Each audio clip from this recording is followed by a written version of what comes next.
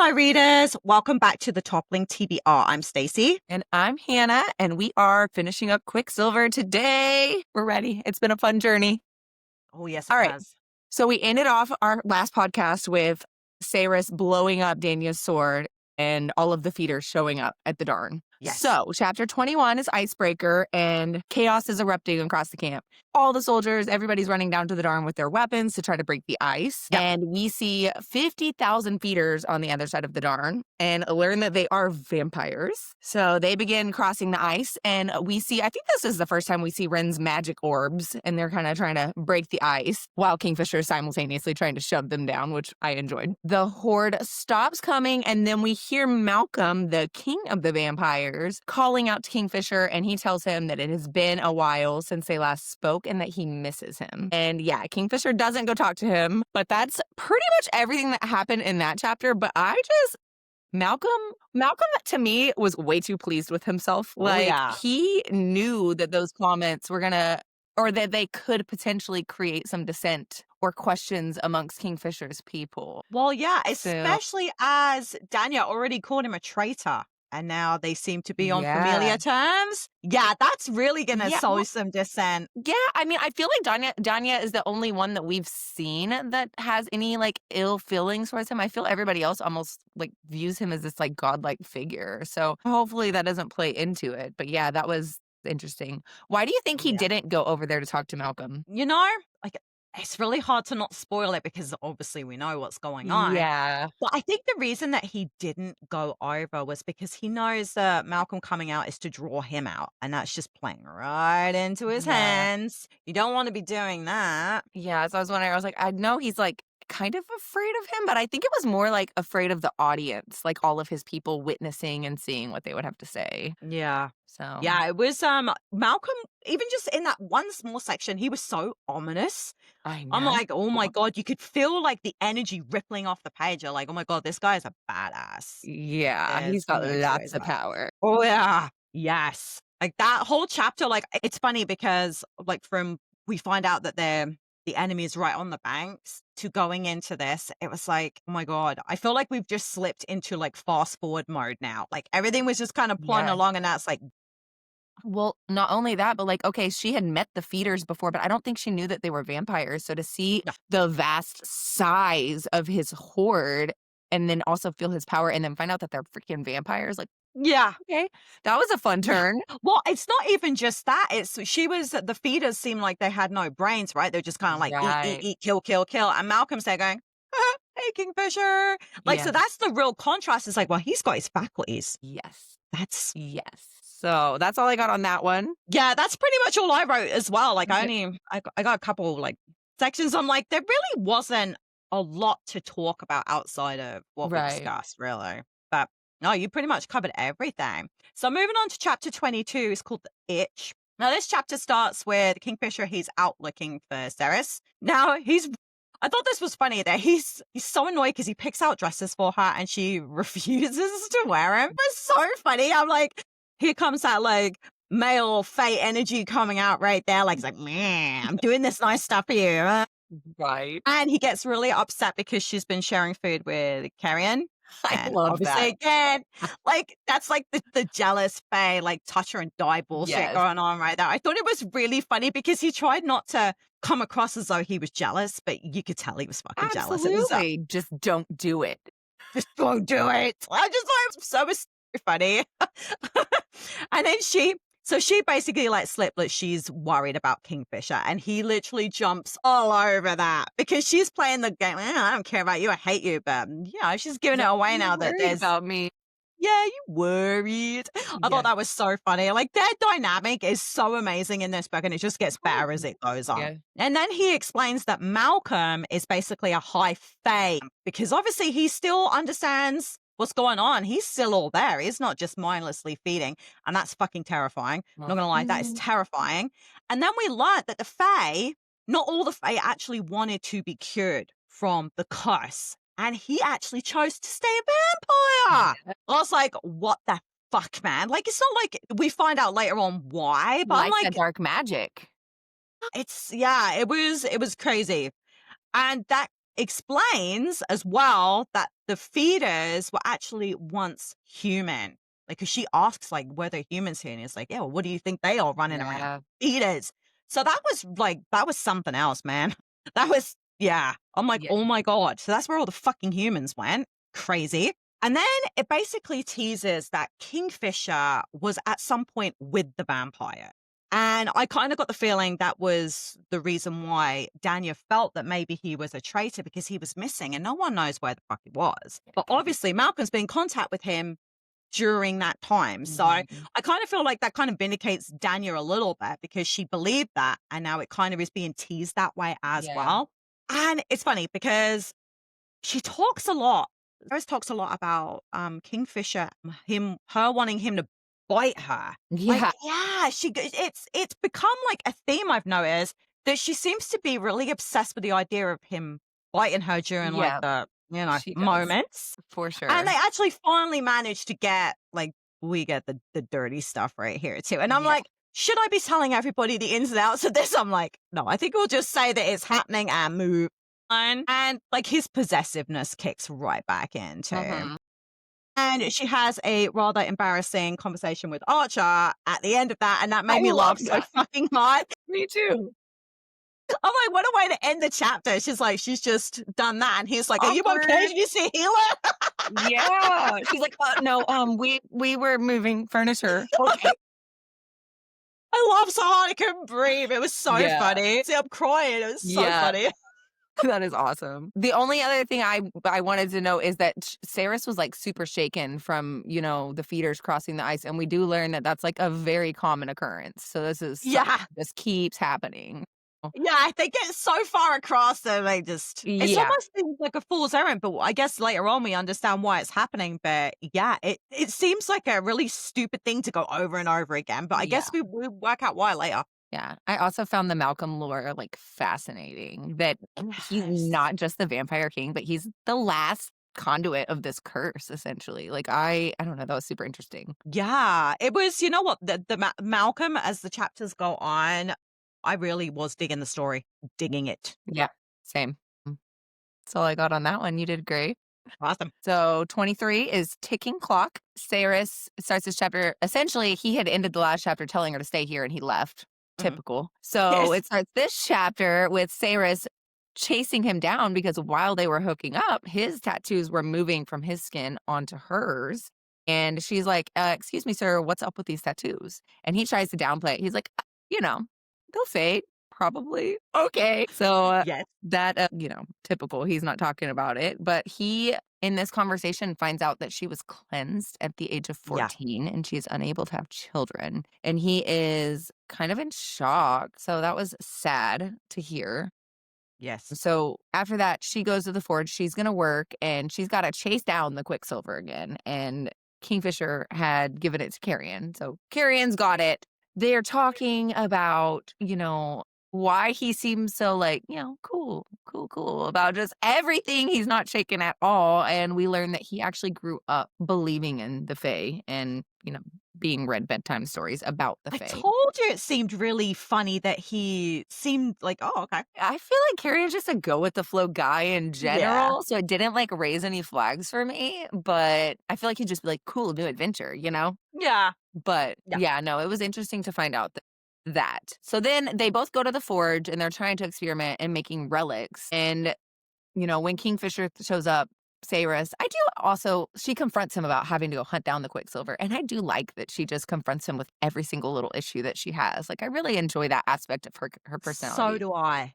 Yeah, but we learned that he was like, "Well, I'm trying to basically train you. You may need to trace down, small little pieces of Quicksilver," which we learn the significance of later, and thankfully he was thinking ahead. Yep. But something that I really enjoyed in this scene is, Carrion's, being his sassy self, and Kingfisher knocks the food out of his hand, and then Carrion's like, "Bro, you need to get laid." He just did, but, I really enjoyed that scene. I like seeing them bicker. I don't know why. I do too. I liked it when he said that that he called carrion a waste of carbon. Yeah, And that's he's funny. like, I don't know what he means by that. I love that. I do too. So then Carrion calls Saeris Sunshine and Kingfisher goes into his whole she's moonlight, you should call her majesty thing. Like, Yeah. hey, well, damn, Kingfisher, you're being all poetic. Like, that's so Yeah. nice to hear that he actually cares about her because every time that something happens between them physically, he, like, runs from it. Yep. So, it was nice to see him slip, not just physically this time, but also emotionally. It's cute. Yeah. But, one thing I put on there is his reaction to her infertility was huge, I feel like, because he's got all of this grief for her, but also I think he's got grief for him because, whether or not he wants to admit it, like he might want a future with her, and that Yeah. future might entail children. And now that was kind of taken away from him as well. Yeah. I But guess one thing, that's not something that healers can even heal. n- That's not something they can even no, fix, I right? don't think so. Maybe we'll find out. Maybe, but one thing too is, what do you think that he meant whenever he told Carrie that he should call her Your Majesty? Do you think that he was implying that like maybe one day she'd rule next to him, or do you think he knew something? You know what? When I read it at that point, I thought that what he was trying to say was that she's better than him. Like Okay. she's basically a queen compared to what you are. But no, I think now we've gotten to the end of the book, I think he believes that that's his queen. Yeah. Kingfisher believes that's his queen and you should call her majesty, even though he hasn't admitted it. I think that was kind of him admitting it. Yeah, I think so too. So It do was you so cute. It was cute. So do you think that in hearing that Saeris feels, I don't know, do you think she begins to trust him a little bit more, or do you think that it just confused her? I think massively confused her. I don't He is like hot and cold, hot and cold. Yes, he Like, if is. you were at a distance, I wouldn't know what the fuck's going on either, and I know, but yeah. can you just make up your mind? Yeah, like, "Do you like me or not, bro? Like, Yeah, what's going on with this?" Like, because yeah, he gives mixed signals a lot. he does. A lot. I mean, we kinda learn a little bit of why, but Yeah. okay. Alright, that's all I have on that one. Yeah, no, you pretty much covered everything. I just thought Alright. I thought it was really cute. Like, Yeah. what Kingfisher had to say was it felt like he saw her and she hung the moon. It Yeah, was, I really enjoyed the metaphor, the particular one that he said too about she's the smoke on the battlefield before the killing starts. I was like, "Ooh," like the calm yeah. before the storm. Like that's Yeah, you're right, it was very poetic. yeah, Who knew he had it in him? I know, right? Okay, my cat is So cute. all right. Your cat wants to be famous. She does. You want to say hi, pineapple? Say hello. Oh, she's so cute. I love her face. Hey, she's a cutie. Moving on to chapter 24, it's Lupo Proella. And this is where we find out that Danya's sword wasn't just a sword, it was special. And now they're working to get the shards of the sword Mhm. after Saeris split it apart out of the rocks. She's like, well, why can't we just kind of like stand around it? And they're like having to explain to her that actually this They sword was need all special of and it. it used to channel. It wasn't channeling for Danya, which is something that we do find out, but it's something that she needs back. And we also discovered that it was Madra that hid all the metal, clearly knowing that there was potential for having Quicksilver in them. And I thought that Mhm. was huge because Madra seems to know a lot more than what we've been led to believe until this point. We also now know that Saeris is a very rare and powerful alchemist, and they are looking at her as being able to change the tide of this war. And just, I needed to sidebar this. I'm absolutely in love with Ren. Ren is Ren, fucking I awesome. know. I love him too. I love honestly, I really like Ren and Lorith, but Ren is probably my favorite. Yeah, because I was like, every time I read stuff, I was like, and I know I just put Ren and I put like He's in so red to show that I'm like, solid. yeah, He's a solid dude. He's so supportive. Like he's oh, he's just amazing. yeah, I really, really like him. I know I was like, I have to say that because as far as a side character goes, he's probably one of my favorites ever, ever. Really. So, and the section ends with the realization that maybe the war has maybe a year left of happening and they know they're going to lose. That's Yeah. kind of how that section of the chapter ended. Yeah. Saris, we find out, gets really jealous because Kingfisher has been going off to see Lena, the healer, and she goes out drinking. Mm. But she's told by Laura that Kingfisher is oathbound, an oathbound fate, and he can't lie. It's funny because when he explains it, he's like, well, when you make that decision, you can't lie. So it's literally only their honor stopping them. It's not like magic. It's not like once you Yeah. decide you really can't. It's just they decide not to. And I thought that was so fucking funny to Yeah. make it seem like, well, I'm an honor bound fate. I will not lie. Like now you have to trust that. Well, I laughed so they hard. always stand by their word though. Like Faye's words really mean something, you know? But Yeah, yeah, but that is true. they can make the truth, they can keep its element of the truth and kind of omit stuff. So it's not Yeah. like they're being completely truthful. And I just thought it was so funny. It's like, oh, well, he can't lie, but he just chooses not to lie. And I just thought it was so funny. So I was laughing so hard to stop. Our eyes were streaming. I just couldn't see. And then we learned that the Fae can still drink blood out of, humans and other Fae, but that it's taboo. It's literally taboo because apparently it makes Fae men very erect and very hard and Yeah. very It's a sex thing for aroused. sure. Yeah, this whole section of this chapter just made me laugh so much. I enjoyed them drinking in the pub too. Yeah, this is one of my favorite chapters. And Lorith explains how he came to be in the war and that it was Kingfisher who actually saved him, giving over a part of his Yeah. soul to stop him from death. And my heart, man, this chapter really did me in. I'm like, Yeah. wow. It made me laugh. It made me almost tear up. I'm like, Jesus fuck, that was a lot to pack into It one little fucking it section. absolutely is. It's just like the females just seem to really love Kingfisher and they would They literally die for him. And that did me in. Yeah, they do. They do. Did me They're in. they're his people, or he's their person, I guess.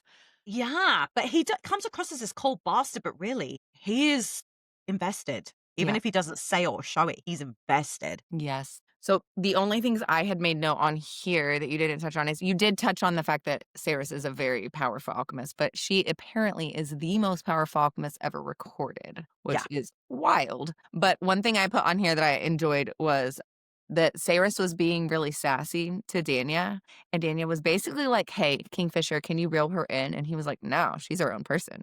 I really like that he gives her that autonomy because he is very controlling, but I enjoyed reading that. And so I also wondered, I'm like, do you think that Danya feels threatened by her, or do you think yeah. that she just feels superior to her because she dislikes humans? It's a bit of both. I think that she doesn't like the fact that there's another female to take attention away from her. I think she quite likes being that. Yeah, because she's the And I only think that she female feels left in their wolf yeah. pack, right? And she feels very superior because Ceres is just a human, so why does everyone give a shit what she can or can't Yeah. do? Like, I guess that really irritates her, but Daniel really pisses me off all the way through this. Literally, like one of my chapter summaries I have on here, like it's just Danya's a bitch. Yeah! I'm not even joking, like, and she just gets worse! I Like, know. I don't even know how it's possible, but she gets worse. Yeah, we'll see. We'll see what happens.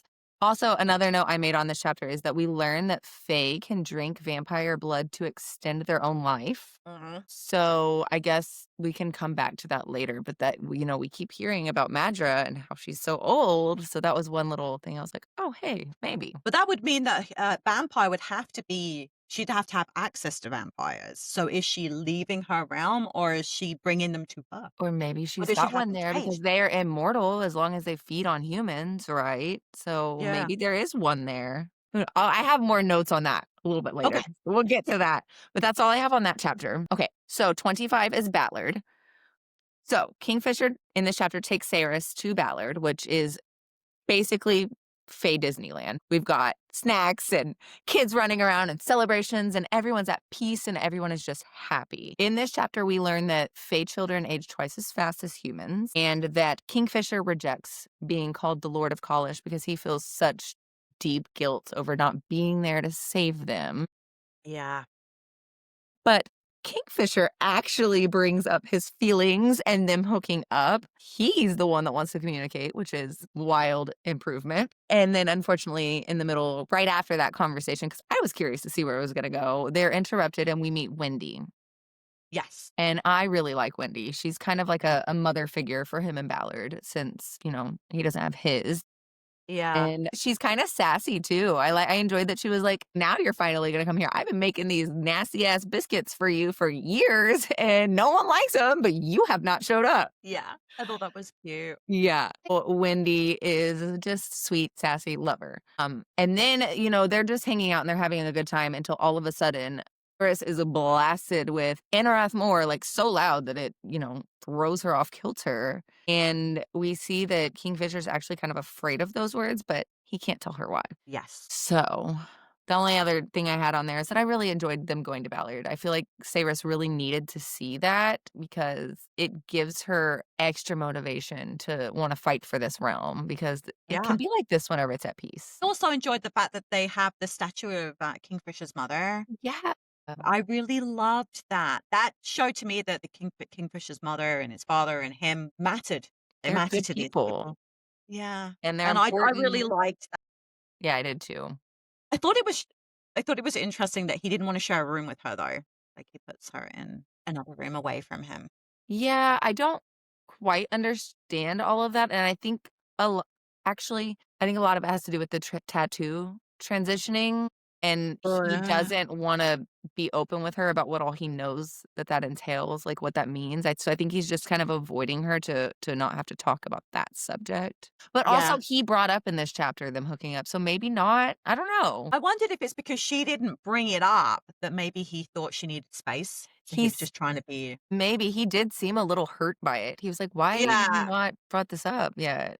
Yeah, why are you not bringing "Do feelings you to me, not like human? me?" I kinda said I like you. I just thought it was really strange because he's kinda like got the possessiveness going on, and now he's got her alone, he's like, "Well, you can sleep somewhere else." And I'm like, I Yeah, wondered if she did hurt his feelings a little bit with, maybe. just trying to give her some Or space. It was maybe because she just experienced that huge blast of Anorath more and he can't talk about it, maybe he's trying to avoid that. Or maybe, maybe but I it thought just, her like, shook him so much and brought him back that he just needs his space. I don't know. stuff was already in that other room, like, he'd already prepared for her to be. Didn't he go get her bag or something? Like, Yeah, maybe. I don't remember. I I don't just, know. I remember that he packed weirdly for her, and she makes comments about that Yeah. later. I Yeah. was I was like, it seemed really weird, like, you want her around you, you brought her to be alone, and you don't wanna sleep in the same room with her, and I'm like, "That's interesting." Very interesting. Chapter 26 is Ash and Cinders, and Saeris wakes up to Kingfisher is obviously having some kind of screaming episode, so she goes in to check on him, and he's in some kind of a delirium. She decides that she's not going to leave him even when he lies and says that it's almost over. She decides she's going to stay with him until it is actually over. And he, instead of just laying there and suffering through it, he asks her to tell him all about her life back home. And she talks about how her father died when her mother was pregnant with her brother, and how her mother had to turn to prostitution to make ends meet.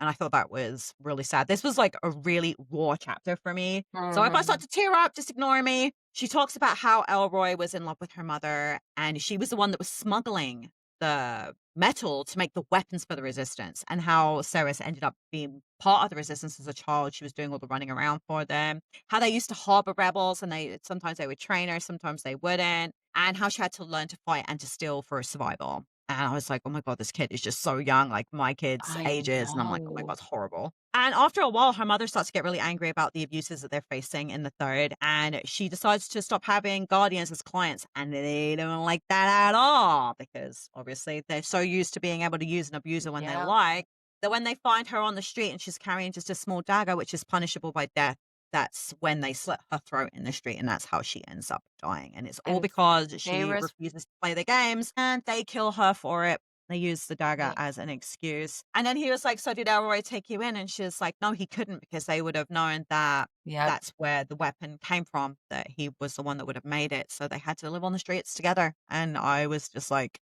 "Oh." Yeah. And then And Kingfisher's like, "My mother was killed too." And I'm like, "Oh, yeah, my babies, my I babies." know, and not only that, what was so devastating is that Saris witnessed her mom's throat getting Yeah, she wasn't supposed to see, but she forgot a water sleeve. And I'm yeah, just so she like, was bringing it back to her, that's so sad. yeah, and they had to bury her. They took her and buried her because people were abusing her dead Pissing body in on the her street. body and stuff, like I know. I was, yeah, that was a hard chapter, and I yeah, was it kinda was. hoping that you'd be the one doing it, and I'm like, "That's not how that panned out." Like, my eyes are freaking going. Like, it was a very raw chapter. It was very Yes. honest, it was brutal. Yeah, it was a lot, and, I think that's where this is where their emotional intimacy finally catches up with their physical intimacy because they both open up and they're so raw with each other. Yeah. The only other thing that I had made note of on there is that, she uses this opportunity, while he's to set a boundary with him, and she's like, "Look, if you ever compel me against my will, like, I will never forgive you." So she set that line. And I did have another question. In here, she whenever she shows up and, he's, in pain, she said his Quicksilver was taking up his entire iris. Yeah. I guess I was just wondering if you have any thoughts on why. Like, does something trigger it to flare up? Or is it just random? I'm Like, wondering if, like, I know he goes and gets healed a lot. So I'm yeah, wondering if they've been trying to keep the Quicksilver at bay and it sometimes just doesn't work. Like yeah, I what was, they're doing to try and hold it at bay because it's gonna go make him go crazy, right? And that yeah, isn't that what they said? So whatever it is just it's managing to break through whatever it is they've been using to kind of halt it. yeah, Oh, that's, horrible. I'm wondering if he also knew in the pub now you've just said that, like, when they were talking to Wendy, I'm wondering if that's why he put her in another room. He knew this was gonna oh, happen. yeah, Maybe he knew maybe he could feel it coming on. yeah. Like, you just said that now, I'm like, "Ooh, moment for Stacey." Yeah. So either he felt it coming on, or maybe even like the talking of the Anorath Moor and all of that, like got it stirring. Like I don't know, Oh, that's really but I this bet whole he's had is it since he was a child, and he's 1,000 and something years old, so he can probably feel whenever he's about to have like a flare up of it. yeah, that's a good way to put it, a flare Hmm. up, but yeah, that's yeah, that would make absolute sense, actually. Yeah. Okay. We've decided that's why. Now I'm not Yes, mad at him. I'm solid now. I'm good. Yeah, I was just like, "Oh, you're so," and now I'm like, "Oh, Yep. All excellent." right. Chapter 27 Yep. marked. And then they're next morning they're laying in bed and Saris admits to herself that she actually wants Kingfisher more than she wants to go home, which good. But Kingfisher hears it because what? They can mind speak? I know. Super exciting. Yes. So they hook up and she begs him to bite her because this is still an ongoing urge of hers. And Lorith wasn't lying. It is pure bliss. And after their little session, Kingfisher does not run away. So what progress has he made? A lot. Yeah. So then I think she it's more wakes. Yeah, right. So then she smells, yeah. food and coffee, and that's enough to drag anybody out of bed, in my opinion. But Eh, he goes to hunt it down pretty much naked. I don't know if she was naked or if she's close to naked. I don't underwear, remember. I think she was in her Yeah, underwear. because Kingfisher did not pack her any clothes. She's like, excuse me, you packed me weapons and all of this, but where are my clothes? Like, to protect you, just not from the elements Yeah, or from just, people looking at you. yeah, I wanna look at you while you do it. So, she finds him, and she is covered in all of these new rune tattoos, and we learn that they are, he says alchemist stuff, but she's got, like, all of the elements on them and Yeah. that there's magic in them, which I will come back to later because I definitely made a point on that. But she is worried about them and what they imply, yet he won't tell her, so he just magics them away, and he's like, "You know Yeah. what? We don't have to deal with this right now. Let's not talk about this. Well, if you don't want them in a month, then they'll disappear." That's all I had on that chapter. I don't think a whole lot happened besides that. No, that's you pretty much everything I noted Yeah. down, you did. Now, it wasn't a massive Yeah, chapter full some of of them have information.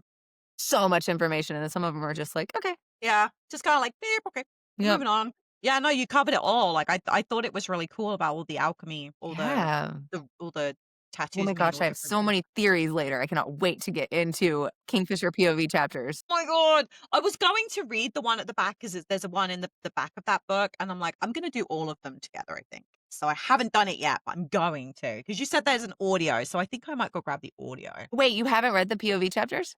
No. Well, I have I so many wanted theories to based on those. I really wanted to, and I'm like, "I think I need to do them separate," and I didn't want it to kinda cloud what I was doing here.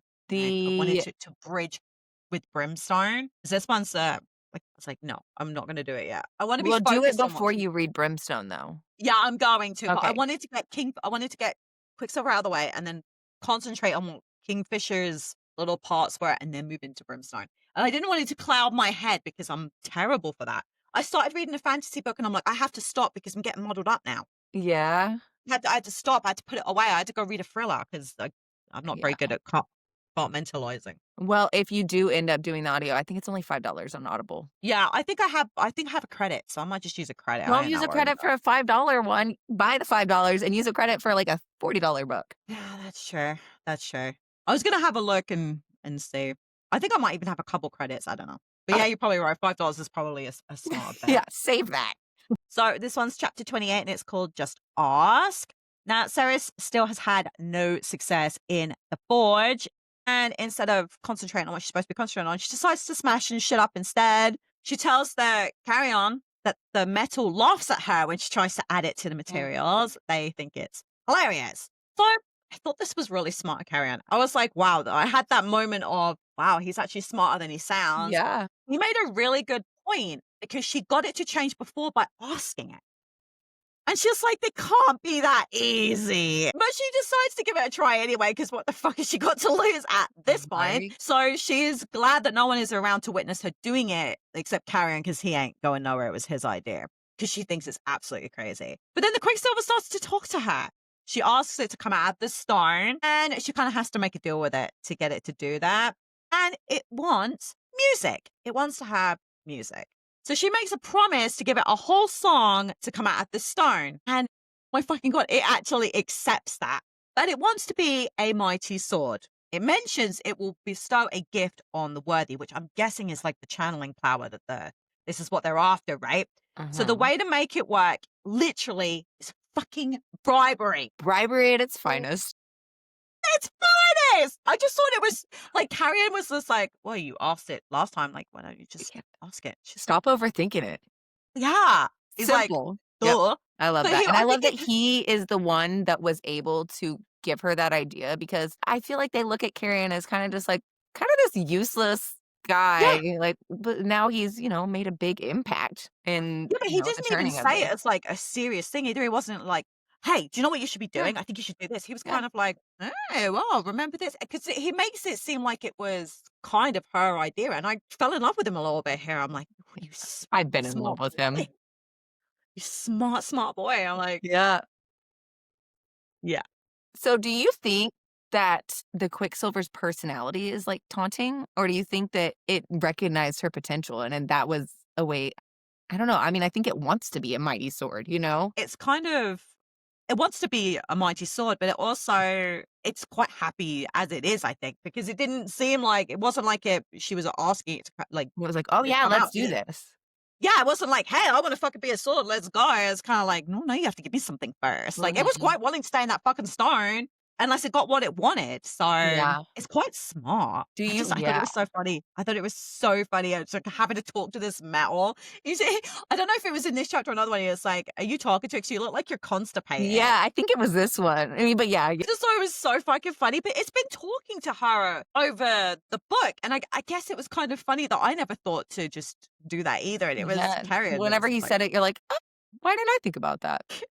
it seems so logical. It's a sentient being, this like, that's how it's coming across. Do you It's think like, that any alchemists in the past were able to negotiate with it? Like she's collaborating with this Quicksilver, or do you think that because she is the most powerful one, they're open to that with her?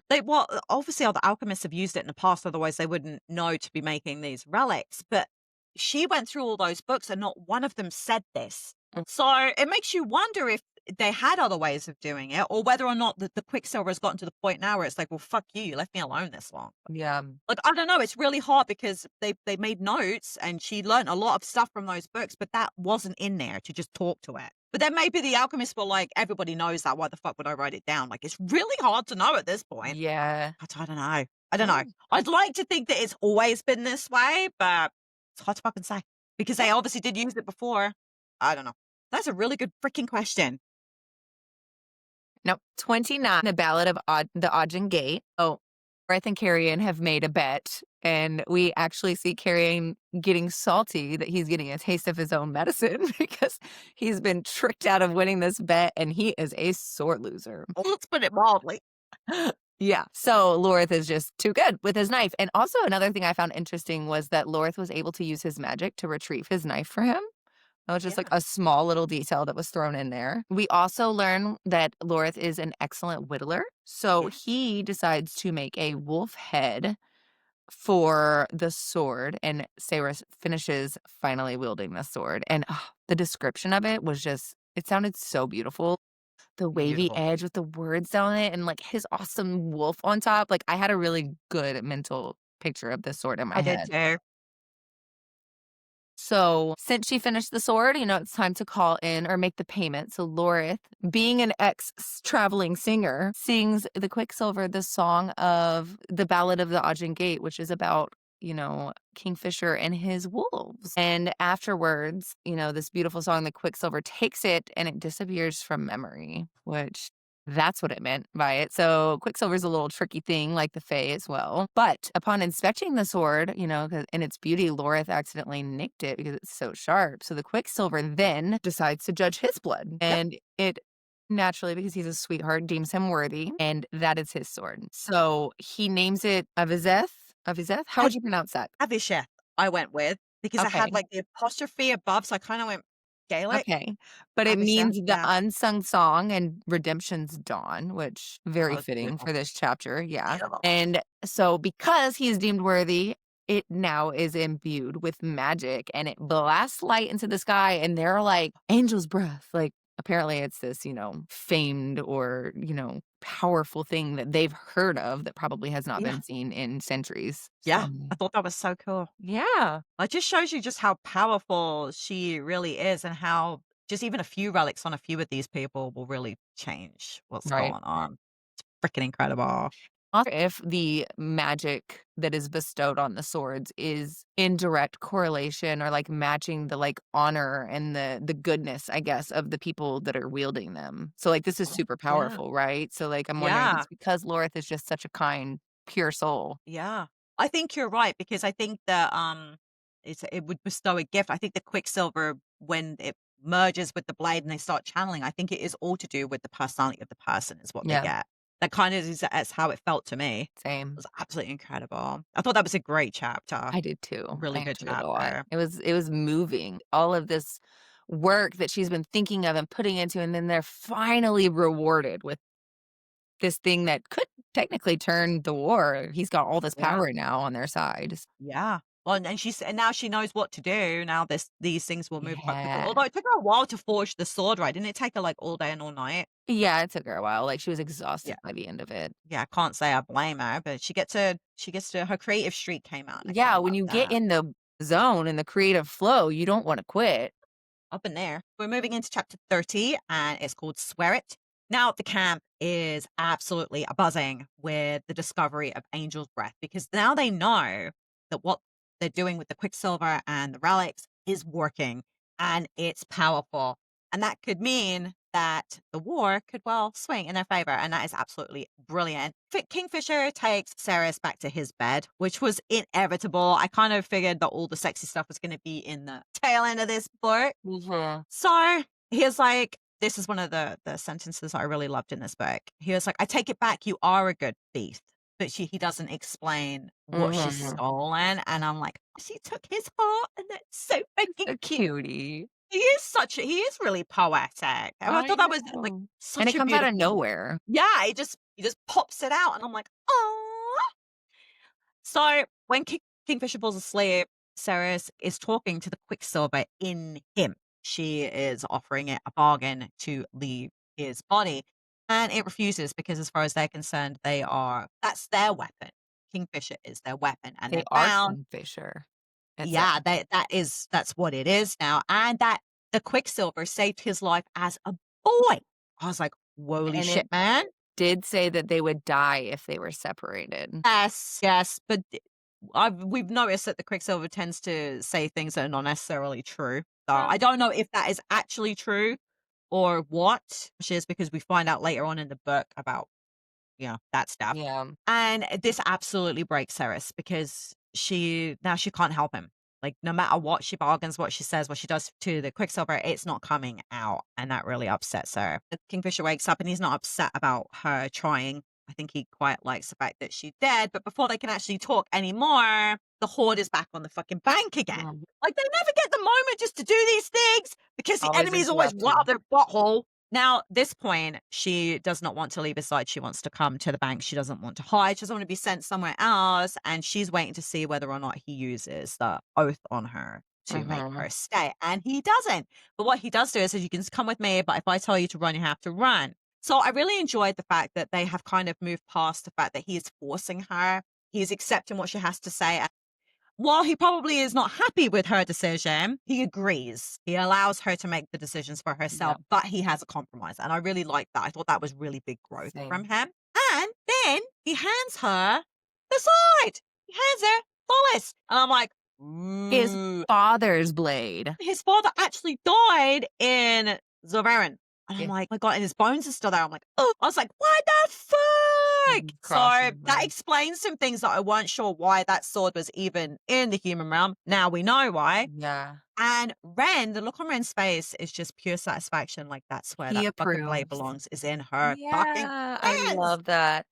That I says know. And I so was much. just like, Ren again, Ren Yeah. again. It's Oh, so I love big him. too. It's so much of their, like, their trust in and their opinion of her to give her this mighty, powerful sword that belonged to someone of such importance, you know? Yeah, but they also trust Kingfisher's judgment on these things as well, Absolutely. and they're not questioning it. Yeah. And I love that. Oh, such brotherhood, man. I Such think brotherhood. Ren knows a lot more with regards to that Yeah. and them than he lets on, like, and we see little comments that he makes later. I think he knows more. I mean, Yeah, they're you might best be right. friends, so Yeah, that's true. the only other note I had on that chapter is I thought it was really sweet and, like, very intimate for them that she was so exhausted from the forge that he took her back and, like, bathed her and washed her hair. Ah, he Yeah. didn't touch on that a lot, but I enjoyed that. Yeah. Oh, that was very sweet. There was just Mhm. so much in that chapter, I was trying not to overload it, so I was Yeah. like, trying to pick the main parts out. Sure, you got it all. No. It was a good chapter. Good chapter. This part of the book has been very good. Yeah, Very, very good. I agree. It's kinda the calm before the storm because the end is wild. Oh, yes, it is. Okay, so chapter 31, The Darn. Mhm. Here in this chapter, we learn that feeders cannot pass through running water and that our crew cannot use their magic on to attack them until they're officially on their border because Fey magic does not work on Sanisrathian soil, which I feel is too important for later. Yes.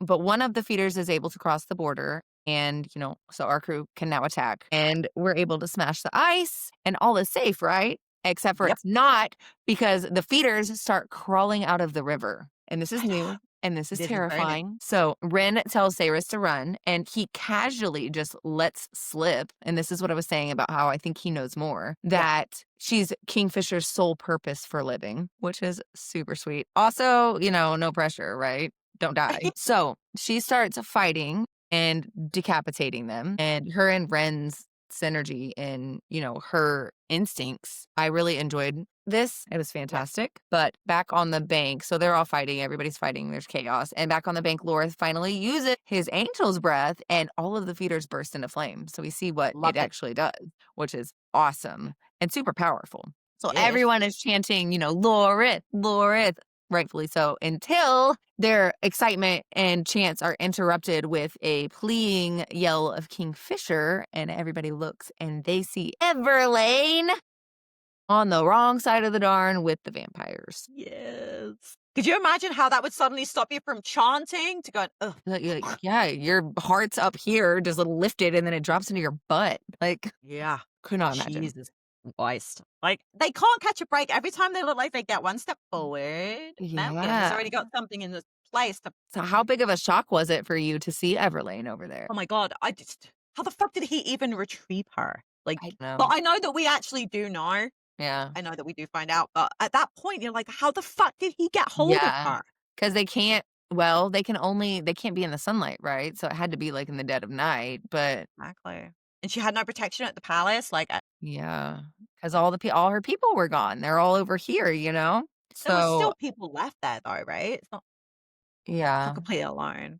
I don't know if you noticed though, there was a part where Saeris like just suddenly knew what to do and she dropped to her leg and she like took the head off. It said that she Like, could, like, read what they were gonna do, like, their movements, right? yeah, but I didn't know if the sword was like giving her like Oh. the father had the blade before. Maybe that was one of his signature moves because Ren spotted it. And I'm like, I wonder if she's pulling from the sword information. Maybe, And and he even said she wields the sword just as good as, just like, so maybe he was like, "Oh, this is, it's so much it's the same fighting style or whatever." Maybe that yeah. was a Because that was connection. something I noted. I'm like, that's freaking wow. I wonder. I Yeah. wondered if it was a sword.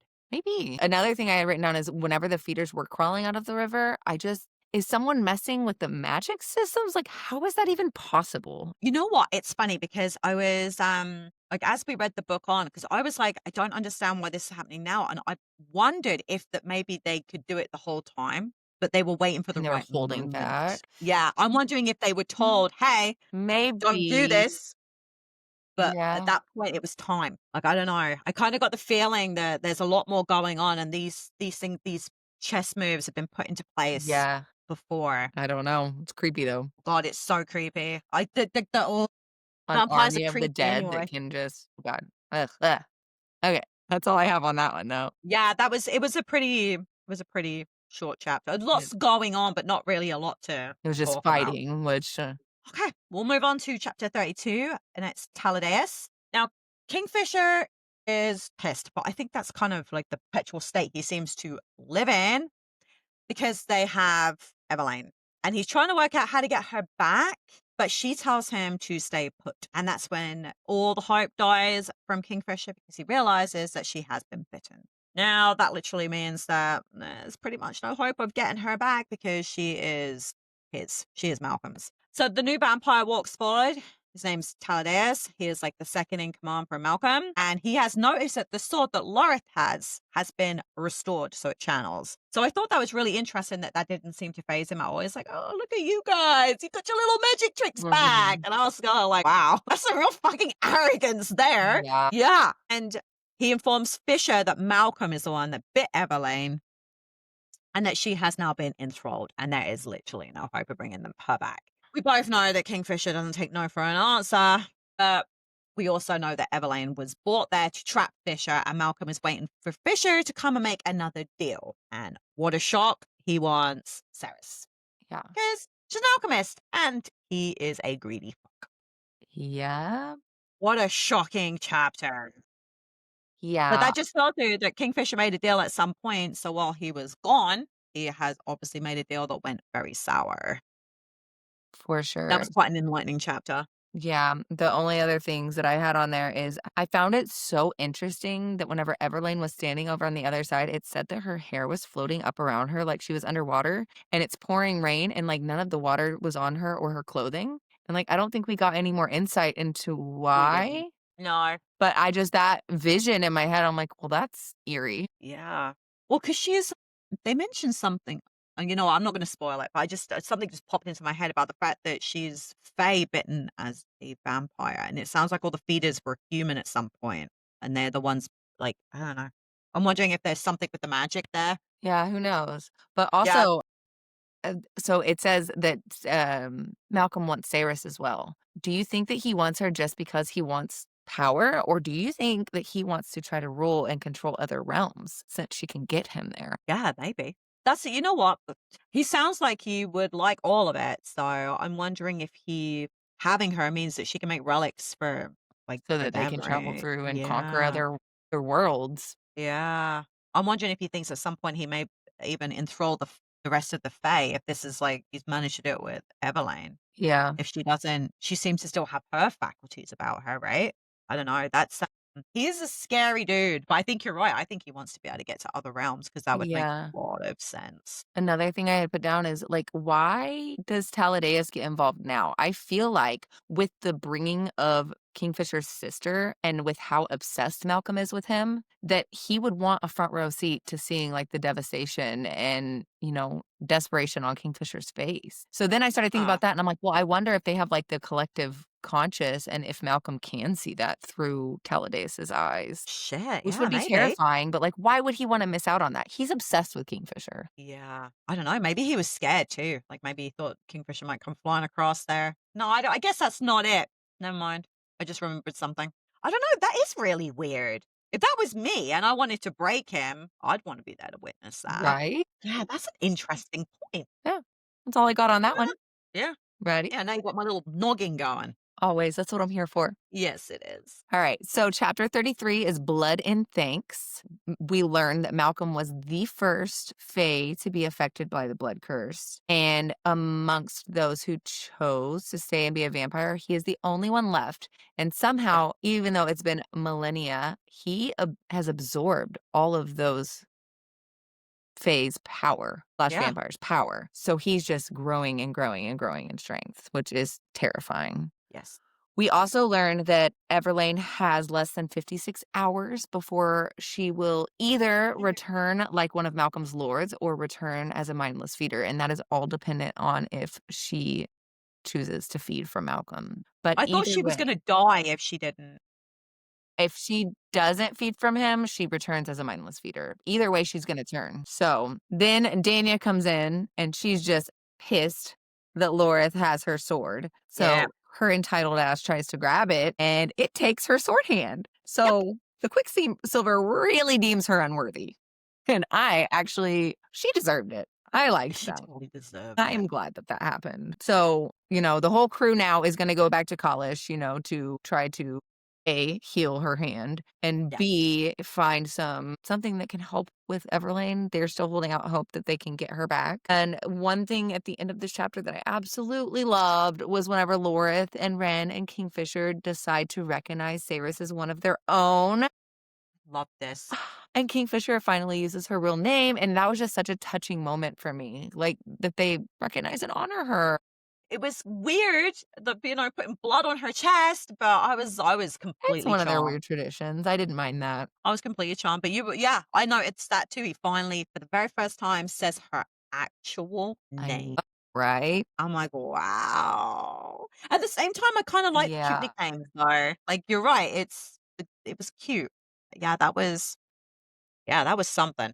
That was something. It's powerful. Yeah. So Well, my there's so much only other power in the name. question my only other question I had on this is, so we learned that Malcolm can, has absorbed the power from all of these Fae vampires. Does that only hold true for the original cursed Fae, or can he still continue absorbing power from, like, the people and the lords that he turns? Well, that's a good question. Because if he's I would still imagine. growing in power, that's terrifying. Yeah. Yeah. No, I'm fairly certain that it's any power that he comes into contact with now that he can take I it. know. But it makes you wonder why he hasn't like gone balls to the walls and just taken over. Just Like killed he's all his playing a really turning people slow and game. killing them just to take their power. Yeah, but he's playing a really slow game. Just He's been alive for millennia. He's got all the time in the world. yeah, He's that's true. savoring it. That's true. It gets really He gets even creepier for me in the later Oh, I chapters. know, right? Oh my god. Yep.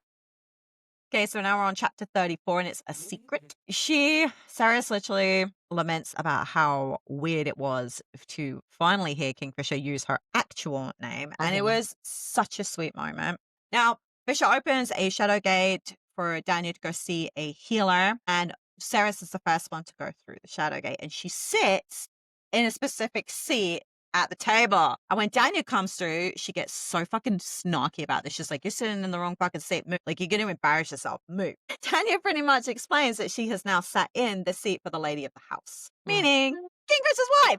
And then when Ren comes through, he acknowledges her sitting in that seat and was like, yeah, that's the right seat for her. She can stay there. And then Kingfisher comes through and he also waves it off. Like, there's not a problem here. Yeah. Where she's sitting is completely fine. And that must have really pissed Daniel off even further because she's already mad. And I absolutely love Ren. He comes through, he's like, hi, you're in the right spot. I love it. I love him I too. love him. And then when Carrion comes in, he's literally slept through the whole fucking battle and he's got a plot. I love him. It's like, I must get a plot. They were fighting for their fucking lives. And he's got, oh my God. I thought it was such a really nice contrast. The way that Callie Hart did this was like, they're all upset about what's happened. And he's like, I got my plot. Yeah, Carrier's just the lighthearted relief, that we need throughout this book. Oh, I thought it was so funny. And then he makes this playful comment about like when Daniel like snaps at him and he's like, he loves a girl with a sharp tongue and a bad attitude. And it makes him so hard. So Dude, like, okay. So Danya does need to get fucked, but I don't want her to end up with Carrion because I love him so much and I dislike her so much. I just can't. I know it sounds horrible, but I'm kind of hoping that Danya dies in battle at some point. I just can't. know. I'm sure she's going to have some redeeming come around.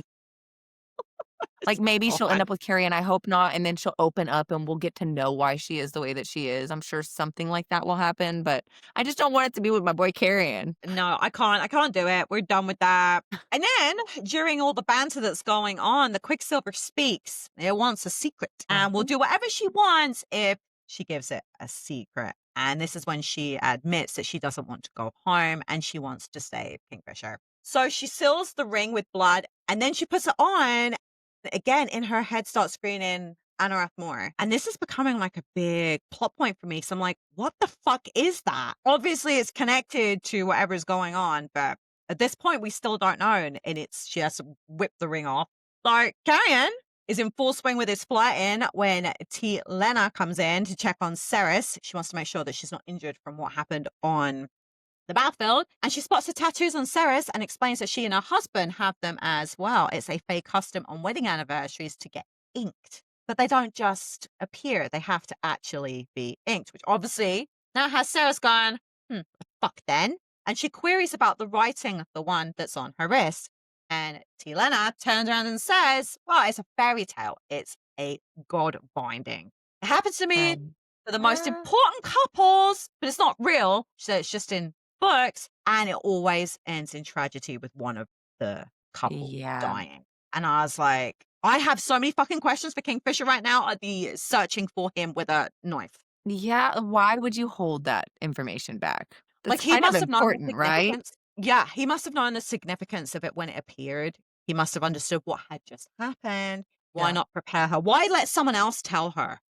Like, I was just, like, dumbfounded. At the end of this chapter, I was like, "Holy shitballs, man." Yeah. Do you think that so we've seen obviously mates in other books all the Yeah. time, right? Do you think that being godbound is going to come with its own set of like implications or powers or anything? Yeah. Yeah, I kind of well, she's already turned around and said that one of them's going to die, so it's already gonna be tragic, so I think that Yeah. whatever happens between them is going to be so powerful in that moment that it's gonna be so destroying for the other person too. Uh, Like, a god is literally blessed them. Here's the god has put its mark on her. It's kind of like it's almost like someone set a timer now. Like, how much longer have you got? But does she get god powers? Are they like, they're already talking to each other, and she hasn't yeah. even accepted the mating bond, so it's a lot. Yeah. That is a lot for her to be dealing with right now. Yeah. On top of, the time crunch of less than a year to save the whole world. All right, 35 is Oracle. Saeris goes to talk to Kingfisher, and we finally get the truth behind his little nickname for her. So we were talking about how it just meant fragile, fleeting, beautiful, all of those things. And it actually means the most sacred. I know. So it's super sweet, and she's crying because it is beautiful, and I actually It's cried at beautiful. this part too. I did Like, too. what you think is just this cute little pet name is actually so meaningful, and it is, like, one of the highest honors of Fae to go die for these butterflies, keeping them safe, so Yeah, hopefully that doesn't mean beautiful. he's gonna die keeping her safe. God, I hope not. I'll riot. Anyway, so they're talking and he's trying to open up and they breached the subject of, something that he's not allowed to talk about. And we actually see him like gag and like, not, like, he can't breathe. So we see that there is actually something restricting him from being able to speak about something. But then he admits that he actually knew about Saeris for centuries because his mom was an oracle and she, filled books with writings and drawings and all of these things of her for him. And that the only difference at all, she depicted her fairly well. The only difference was that she had pointed ears in all of these drawings. We also learned that Kingfisher felt the bond the moment that he saw her whenever she was dying in Madra's palace, Yeah, and that also his Quicksilver is escalating and trying to hold it at bay is literally shredding him apart.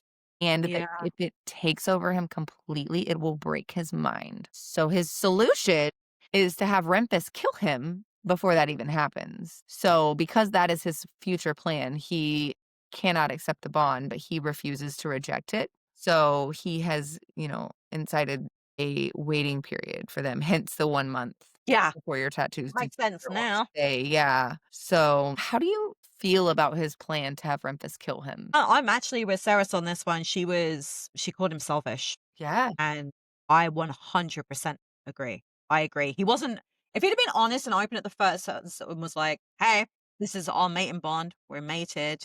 I don't feel like there's hope for me. This was my plan.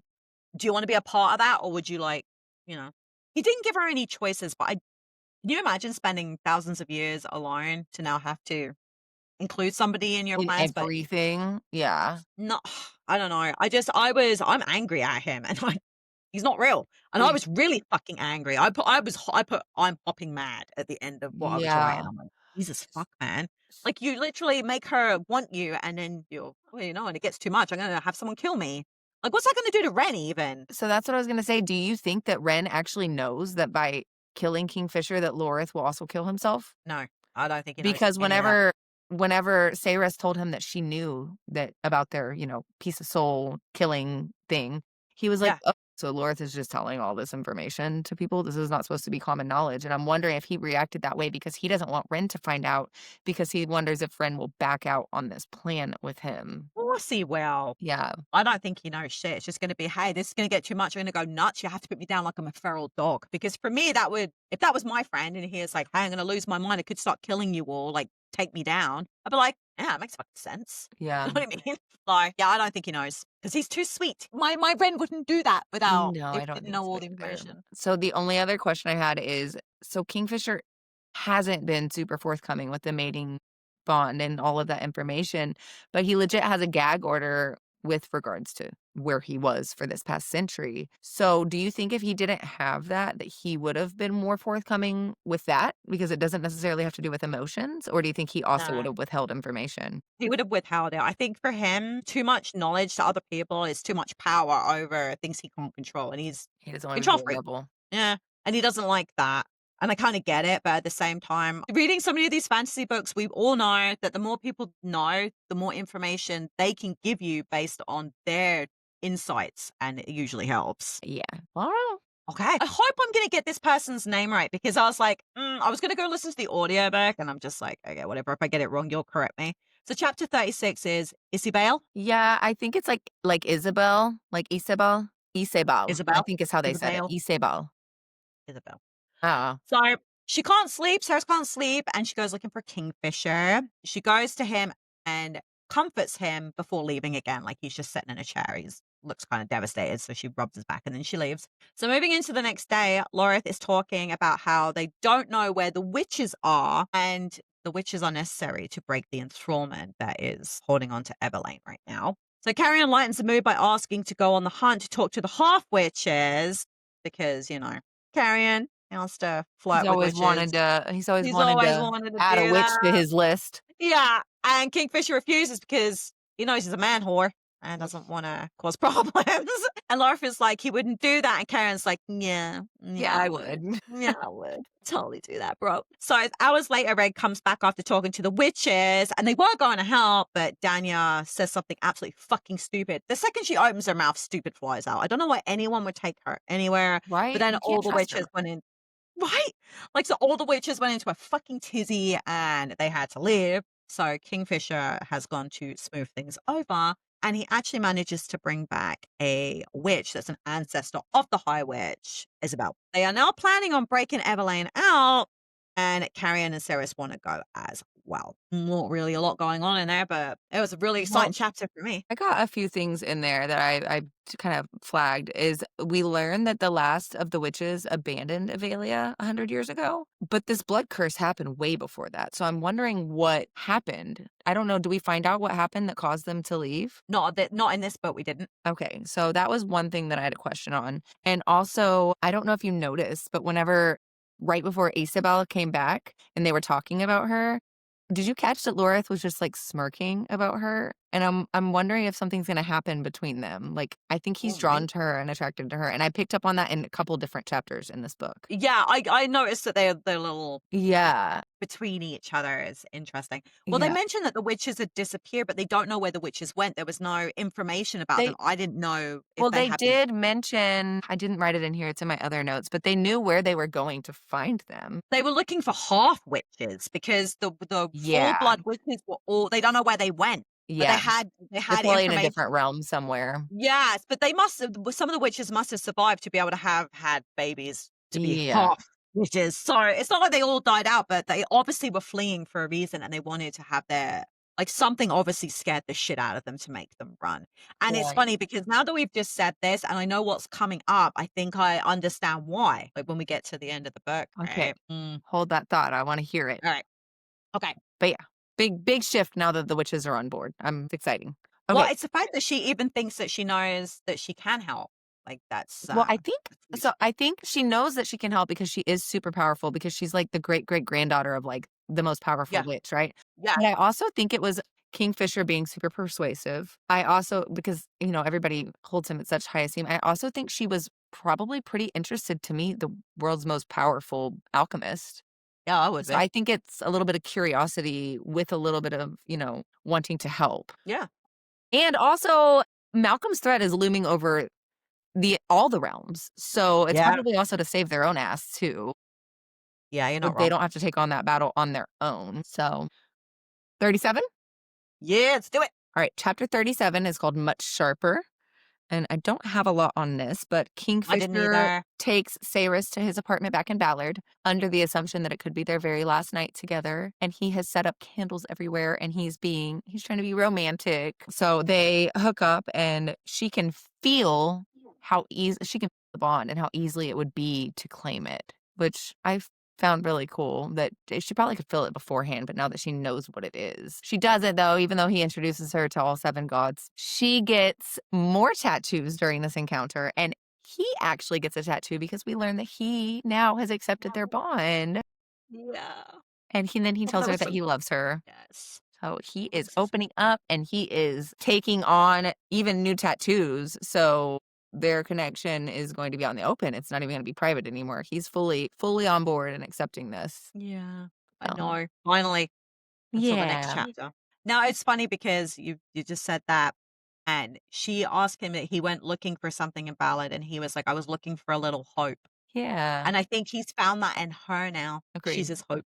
And I was like, "Oh my heart!" I know. My They're heart was cute. screaming in this book, absolutely screaming. For sure. I loved it. Yeah, there wasn't a lot in that chapter. I only wrote like a few sentences. I'm like, "Oh, Mhm. this is really." 'Cause it was mostly like they were getting on again. Yep. Like, what can you say about that? I don't think we're going to go into detail about robbing Fay cock or anything. So, yeah. Artist for Friends is chapter 38. And Saeris literally wakes up to find Kingfisher has gone. He's Gotcha. opened a shadow gate and left her a fucking note. As Goodbye soon as I note. read that, I was like, I love you, but now I'm leaving you with a note. I'm not even going to say goodbye. Fuck a Yeah. person. We find I out that he has decided to go and retrieve Eveline all by his fucking self. And it's ringing to me that I think what he had decided to do is he knew they wouldn't be able to get out with her. So he's exchanging himself for her. And he even leaves his fucking sword, Yep. Nimrala. So not only is she going it alone, he's going it armed. So I think Yep. he knows he's not coming back. And I think he's made his peace with that. Yeah, So it was she a travels. goodbye note, like a suicide note, essentially. Yeah. Yeah. Like, do this, do this, do this. He's obviously had a plan in place, but realizing that getting Evelyn out alive was not going to be possible. So he's just Yeah. decided not to bother. Again, he didn't tell anybody, he just did it. So she travels through the Shadow Gate to go and find everybody and tell them what Kingfisher has done. Because he's stubborn and doesn't ask for help. So she finds Carrion in her room and he is reading the book about Kingfisher. Fables. Yeah, that his mother wrote. No, that one. Yeah, you're right. Yeah. And she's like, "What the fuck are you reading?" So she lets him read the note and they go looking for everybody. Everyone's in the library. And she is hoping that there is a Quicksilver pool for them to be able to use so they can go retrieve Kingfisher. And when she finds out that there isn't actually a pool there, she is like, she fizzles out. Like she's starting to feel really hopeless. But Carrie, reading the note, mentions that he spotted that Kingfisher has said, like, don't let Eveline come back through. She's going to want to try and get back through that shadow gate to get back to Malcolm. So he realizes that the gate is actually two-way. It's not a one-way gate Mhm. when it's open. So now they're formulating a plan. So they literally have to wait until Kingfisher opens the gate to drop Eveline through before they can even get through it. So Carrion's like, I'm coming with you, but I want a fucking sword. So the Quicksilver wants a joke. He wants to joke to be able to bond to the sword. And she is not good at jokes, but Carrion just makes it fucking laugh. And then he names the sword Simon. Simon, dude, they're perfect for each other. They have like the same kind of humor. And then Simon, I was like, oh fuck. I was just, yeah, I just can't. Carrion, I can't. He's hilarious. yeah, yeah. So fucking funny. And then when she says, is it giving you any powers? And he's like, that's for me to know. Mm. The Quicksilver stops talking to her. And I thought that was really, I don't know why I thought this was so important, but it's almost like the Quicksilver, until it's bonded to another being, is open to talk to her. But once it's bonded with somebody else, it doesn't talk to her anymore. And I don't know if that's like all the time Or or. maybe his sword is going to have magic and it didn't want to say anything to her. So it's like, I'm going to shut my mouth now. Yeah, maybe. I My was like, owner doesn't want her to know, so I'm not gonna say yeah. anything either. I don't know. She's like, because all of a sudden she just couldn't hear it anymore, and I wondered if that was because it has now bonded with Carrion that now she can't hear it. Yeah. Like I was wondering about that, but I guess it doesn't get explained. But that was something I noted, and I'm like, oh, I'll come back to that, and I didn't. So they're all set to receive Lane back. This has never been done before. Like what they're planning on doing to try and bring her back from the enthrallment, it's never been done before. So they don't even know if this is going to work. And Loreth doesn't trust the witch at all, as it was the witches that created the vampires in the first place. And that was like huge knowledge bang for me. I had no idea that it was something to do with a witch's spell that created the curse in the first place. So that was like a big enlightening moment. And she doesn't even give a shit. She's like, I'm sorry, what's your name again? It's like, you've met me. She's like, you know what I mean? She's like giving it back as good as he's giving it to Yeah, her, they're which I really building up like. that. Oh, yeah. They're bantering. You're right. I can see something happening between them in the Yeah, future. This I'm is gonna calling it. build on that. And then the fucking shadow gate appears above their fucking heads. And plane comes crashing through, and they have to now get through it quickly because I guess they close really fast. Yeah, And yeah, that chapter was awesome. Like there was so much packed in there. there was, yeah. So And I love that Carrion has a sword now too. yes, I love that because I was wondering. Now I know that we know now, but I was like, I wonder if it bonds with like humans, like if these Mhm. relics will bond with humans, or whether it's just Fae. Though. All right. Yes. 39. So Anarath Moore. We finally get a title chaptered with what we've been hearing throughout the entire book. I know it's starting to bug me. I Yeah. almost googled it. No, don't do that. Like no, but I almost did. It was getting on my nerve. I Yeah. didn't. I almost did. So they fall through the shadow gate into this massive body of water, which Everlane Yeah. attempted to warn them of as they were passing through. And, they land so hard that Saeris cracks ribs and Carrion almost drowns. And then we also learn that Ren did not quite make it through the gate and that Lorith barely made it through. So it's just Wow. Carrion, Lorith, and Saeris here to try to rescue Kingfisher. And they're all pretty banged up. So Lorith gives them Widow's Bane, which is essentially, I don't know, some painkiller for them, which That makes them shit themselves if they eat it. they need. Yeah. So they're here and she hears Anarath Moore. So they end up climbing towards it to this huge arena with hundreds of thousands of people all sitting around chanting Anarath Moore, Yeah. which we learn means release us. Yes. Which is so sad that that's what she's been hearing chanted in her head the entire time. But also, her and Kingfisher are so linked. I wonder if that's just something that constantly is going through his mind. And so she's hearing it like that. There. Yeah. And so they realize that they're on the killing floor of this arena. Yes. And they look over and they see Kingfisher there. They also see Heron, the captain from the beginning from Madra's palace. Okay, so the feeders start coming for them, but Heron is able to control them and halt them. So apparently he has some sort of magic because he opens a gate vortex and goes to her. So Yes. this is something I had made a note on. So it said that Heron's eyes were pure Quicksilver. So is that where his magic is coming from and how? Because Quicksilver would kill a human. No, right? And Yes. also, how can he control the feeders? Because that is a vampire's job, whoever turned them to do. So is he a vampire? Or is it the Quicksilver that's giving him these abilities? Because in the beginning, whenever the Quicksilver was creeping up towards him, he was terrified of it. Like that was real fear. So it's not like he's had that in him for a long period of time. Well, it makes you wonder if, like, maybe there's a switch in him as well. Maybe he didn't, maybe someone put a block on his mind so that he didn't know when he was in the human realm, or maybe he was blood oath not to say anything. Because now they're not in the human realm, right? Yeah, I don't know. But the biggest thing for me is the magic of opening a a Shadowgate himself and also controlling the vampires. Like, how do you do that? Unless, like, Malcolm is controlling them through him? I don't know. It's hard to say. I Yeah. don't think they explained it. I had I don't think questions. they did. Yeah. I was just so excited that this was like all coming together We're at the end. finally here. We get some Yeah. action and not just little feeder mindless action. We're gonna get real high stakes Oh, action. yeah. It's coming. Yeah. It's all coming. That's all I had on that chapter. Did you have anything else? No. Okay. Like, I also noted that he was taken over by the Quicksilver, and then when Kingfisher realizes that Saeris is there, he is like, "Go, get out of here. What are you doing here?" Like, I could really his panic was tangible to me at that point. Yeah. Absolutely fucking tangible. Okay, let's move on then. So this is chapter 40, introductions. Saeris sees Kingfisher is pretty banged up and he is on his knees at the foot of the stairs. And she looks up and she sees not only Malcolm, it's with Madrox and Belicon, King Belicon. And Belicon laughs when they reach for their swords because the magic doesn't work there. Or they're shit out of luck. They won't channel. And Madra calls Belicon brother. So apparently she's human, right? That's what we keep hearing. Well, yeah, but there's a she's got to vampire. be half Fae, which is why earlier, whenever it said that the Fae could extend their lifespan by drinking vampire blood, I was like, oh, so she's probably at least half Fae.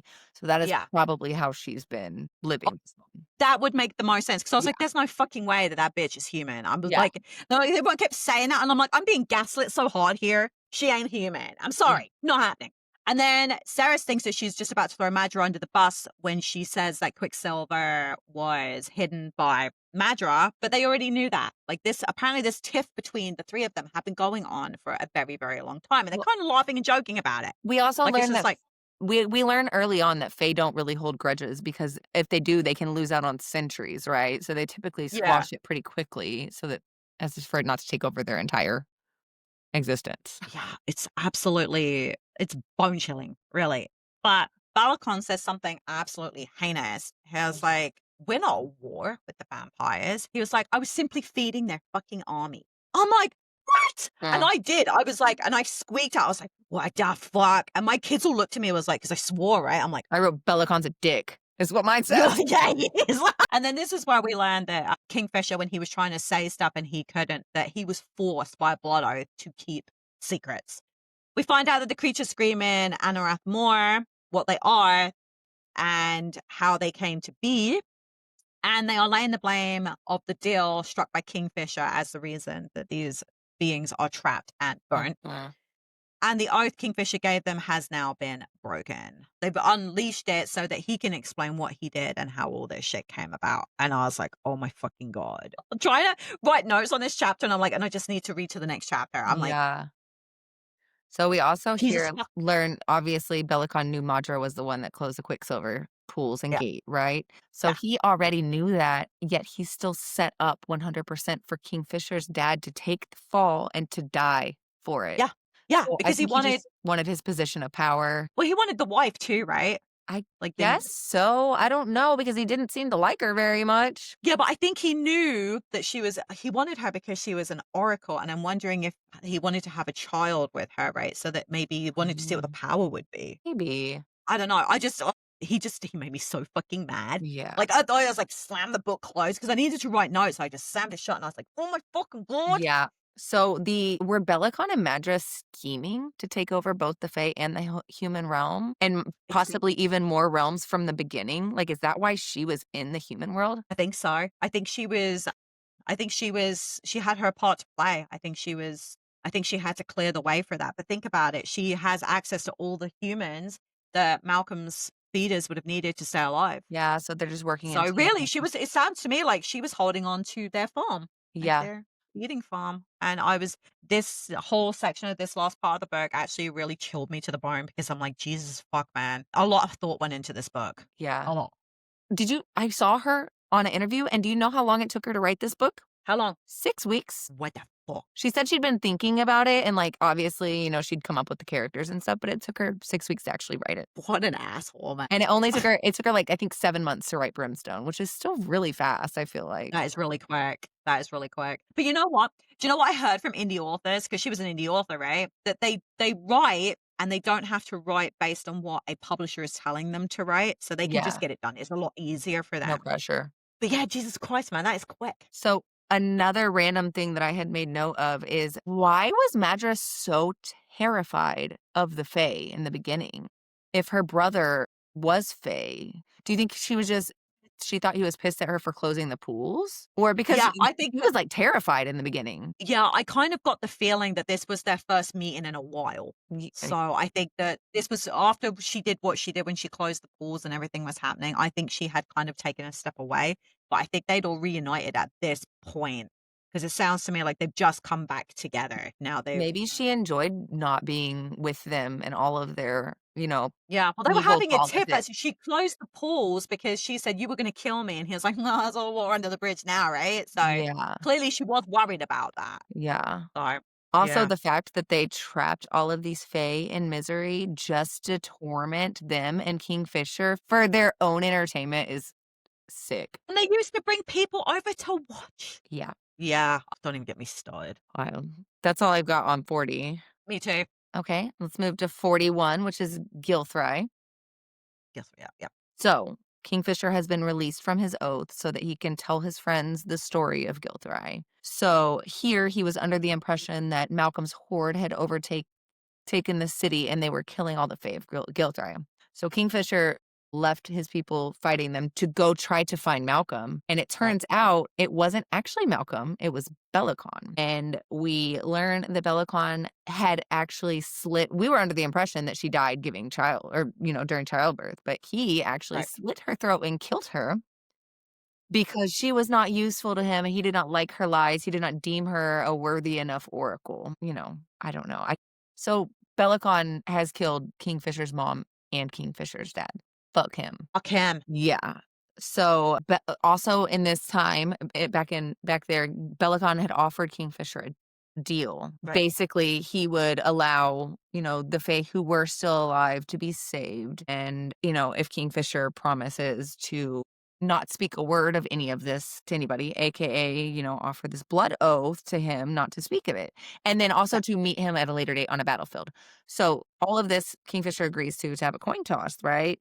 Well, Bellicon's tricky little tactics, he catches the coin and it never touches the ground. And it needs to hit the Right. ground in order for this deal to be fulfilled and be able to Yeah. actually move forward. So still to this day, the coin has not hit the ground. And Kingfisher, because of this, and he realized that all of these Fae and Gilthry were going to be killed and turned, and then on Malcolm and Bellicon's side because they're allies, and that would not be okay. They would lose the war, right? So he makes the very hard decision of, well, I'm not going to allow them to come back as vampires. I'm just going to kill them all. So he traps them all in and he torches the entire city. I think it was the right call. It Just was so the you know. right call. It had to be really, really hard for him because we see, and you'll definitely see it in some of his POV chapters whenever you read those, just how much he is willing to go through and how much he just wants to save everybody. So Malcolm's twisted ass created this torture labyrinth, right?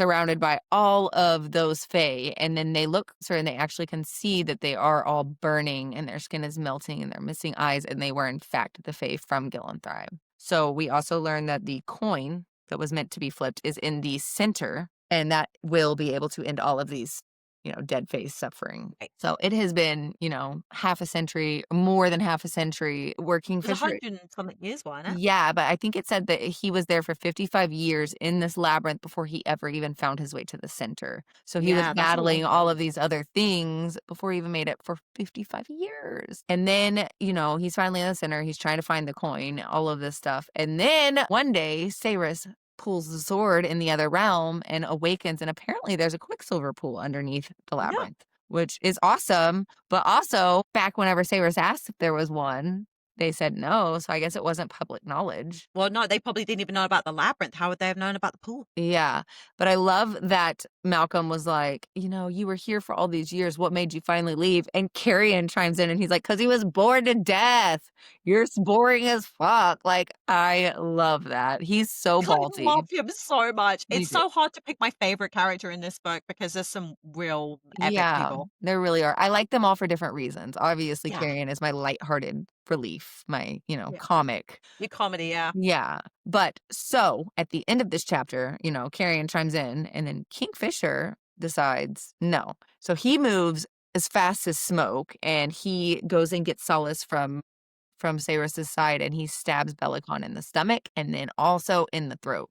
And, we hear sword meeting bone. It's a deep, deep stab. My only other notes that I had, not necessarily with what happened, but so when they asked what they did to Kingfisher, and he said, I believe you called it payback, right, Heron? To which Yeah. Heron then responded, it's less than you deserve for what you did to me. So I'm wondering if that's with regards to the Quicksilver whenever it was crawling up his leg back in the palace. Like, did Maybe. Kingfisher somehow put the Quicksilver into him? Or was it Saeris? Well, I don't know. Heron is the one that said it was payback, or he was calling it payback for all of this. So I'm wondering, I don't know. I don't know. That was just like Well, a random little line that was thrown in there that I was like, why did he say that? Why is he talking to Heron? well, I thought that, like, later on that, he's been alive for a long time, Yeah, he has. right? So maybe So maybe something came back for happened. something previously. Yeah. Yeah, it would W- have to be.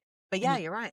Also, I loved the line whenever Madra came up and was like taunting Kingfisher. And I love that he said, "Fear the shadows, bitch. I'm made of them." I was like, oh, yeah, you are. Kick her right in the fanny. I do Yeah. not like her. I don't either. And the only other note that I had made is that Malcolm keeps referring to Kingfisher as my love, and I Oh, I hate fucking that. hate that. Ugh. Yeah, I have things to say about that later. That's all I've got on that one. Yeah, you covered that really nicely. Okay, moving on to chapter 42, and this was called That Will Cost You. Kingfisher literally yells, run, to get everyone fucking moving, and they head towards the labyrinth because they know they can't do anything until they find this coin. Like that's something they just have to do. Now, Harren, yes, it was this chapter, was gifted with eternity from Madra. Mhm. So did she turn him? Is she a vampire? Or is he maybe part Fae as well, and he's drinking vampire blood too? I It don't could know. be Was the she? same way that she's living. Maybe, but he did say that she had gifted him, so Mhm. I don't know. So they head towards the center of the labyrinth, and it mentions that the walls were made of obsidian. And you mentioned before at the beginning of like the book when he is like, "You're obsidian, you're obsidian." Yep, I wonder if he was saying that because Kingfisher was stuck in this labyrinth that was made of obsidian. maybe. I know So that it maybe is that's linked to demons as well. yeah. I was like, because I was like, oh, I wonder if that's like another knock on. I had to make a note of this. I'm like, why are there always giant fucking spiders in these books? What? I Well, hate it's spiders. like a spider male Yeah, I know they wrote it's monster not technically a thing. spider, it's a demon, and I'm like, Yeah, it "That's said not the any top fucking half was better." like fae, right? I know, but it's still got too many legs. Oh Yeah. my god, I was cringing all the way through this Yep. fucking chapter. They learn that the giant demon thing can't see it and it can't hear, so they have to stand still, like, it won't capture them that way, so they just have to be mindful of what they're doing. They're gonna have to use Saeris's power to find the coin because they need to find the Quicksilver pool, which is in the middle of Mhm. the labyrinth, so she's gonna make this really easy for them. Now, there's so much fucking insanity going on in this point. Like, they're trying to get past the demon. I'm literally like shaking. I'm like, oh, as I was reading this. And it's not supposed to be able to leave its enclosure, but somehow when they get past it, it does. And the fucking thing doesn't stay dead.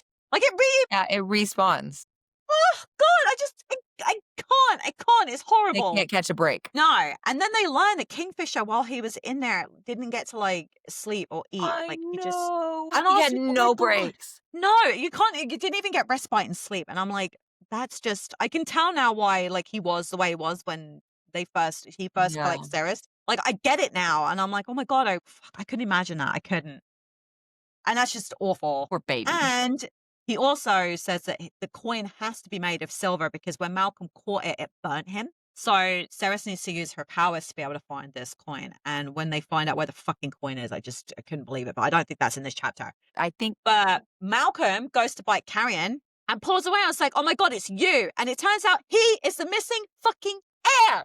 I remembered I knew that. I knew that. So he's like the missing fucking prince. And he's like, I surprise. fucking love that bit. I I love love that he that. was taunting them to get him to bite him because he knew what was up. But we're all sitting there like, Carrion, what are you doing, you dumbass? Yeah, but obviously, he knew because that's why he had all the books and he Yep. learned all the knowledge because that was his history. And I was like, oh my fucking God. Ding, Mhm. ding, ding, ding, ding.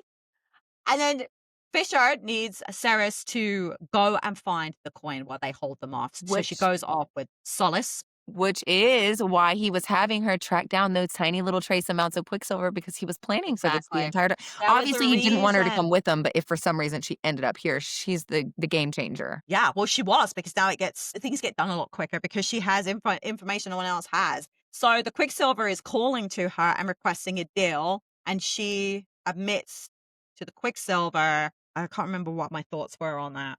Like it was calling her and it's requesting a deal, and it's inside the fucking demon's mouth. The deal was that a small favor later. It didn't specify. Oh, that's right, small favor. Yeah. I was like, because I'm like, oh, because I just like, I must have got so engrossed in the book I stopped writing. Yeah. And I'm like, oh, I didn't write the deal. And Malcolm wants her to hand over the coin up. That Yeah. is in Naturally, he Demon's shows mouth. up right afterwards, hand Gross. outstretched. Gross, man. Yeah, I don't like him. The only things that I had on there is that she did snap Heron's neck, so now Heron is dead, Yep, and we got to see Madra's distress, which made me very happy. mine too. Also that it said, and I don't know if this was a lie or if this is going to be significant in the next book. It said the entire triumvirate, which is, the 3, Malcolm, Bellicon, and Madra. It Right. said that in order to kill them, you must kill all 3 of them. So I'm hoping that that is not true with the end of this book, but that I made a note on that. Oh Um, God, I hope not.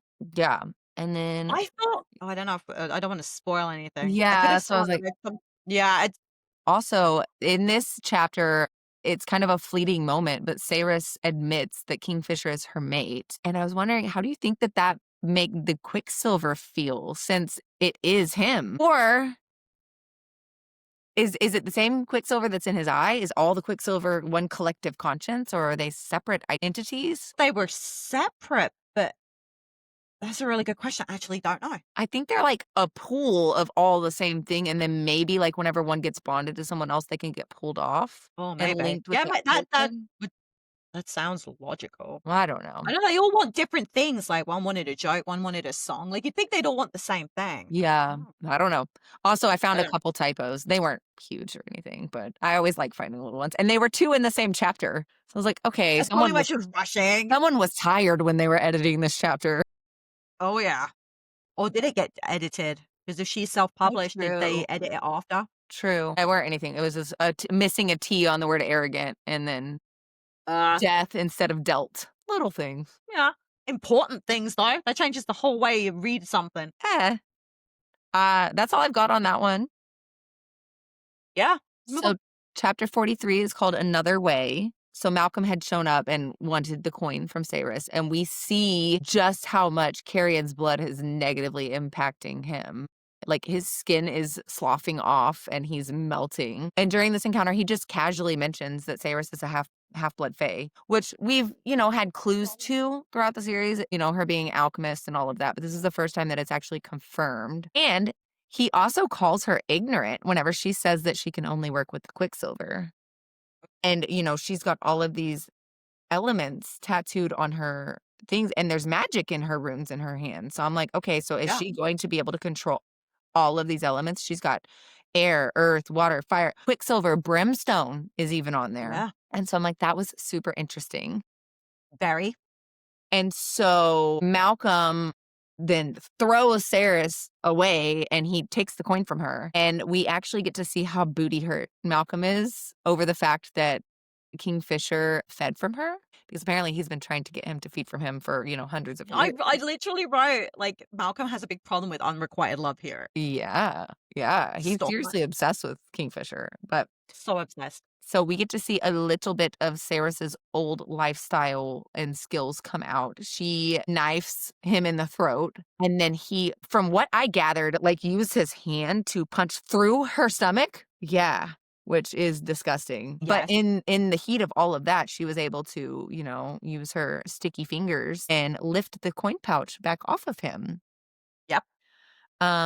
Which is awesome. So she tosses the coin low because, people learn from their mistakes, and it Yep. lands and all of the tortured souls disappear, and we see Malcolm just like, no, like they were supposed to be his army. My army. I know. But that doesn't really matter for long because Saeris uses Solace to chop off his head, which I really hope that you don't have to kill all 3 and that he doesn't like somehow respawn later because the other 2 Well, I don't. died. Well, the end. Yeah. Well, the end of the book, like, we know that Yeah, she. and that's why I was Yeah. like, well, So, maybe he was lying. well, I wondered if it's because he fed off of Carrion, and that should have killed him, right? Oh, he was Like already feeding from that taken. bloodline's blood was supposed to kill him, but he was so strong that it just weakened him a lot. So maybe that was enough. Maybe, yeah.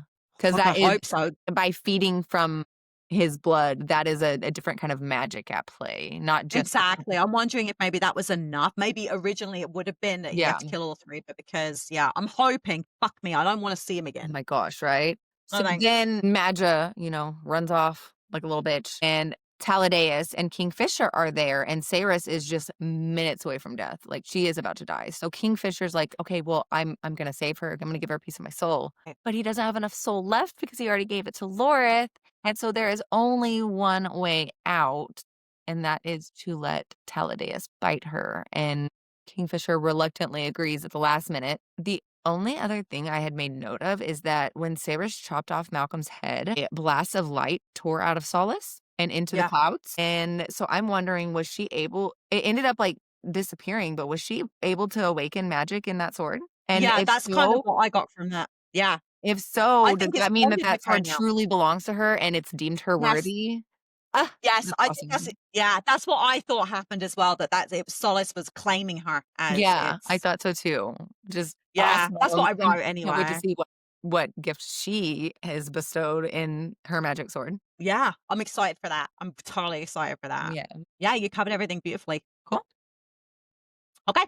So chapter 44 is Axis. So everything is collapsing. The fire is raging, and Fisher is trying to open a shadow gate. But Saeris's body, obviously, she is turning. She feels like she is on fire from the inside out. That must be absolute fucking agony. And the Quicksilver starts to talk to her again. It wants its favor. See, I did note it. I just, Yeah. lost in thought. It wants an audience with her. When she says yes, it literally pulls her out of Kingfisher's arms, back into the labyrinth, back through the Quicksilver pool. And she comes to, finally, she wakes to find two girls are talking right by her. And they basically want to know what it's like to have sex with Kingfisher, because, Who wouldn't? what else do you want to fucking know?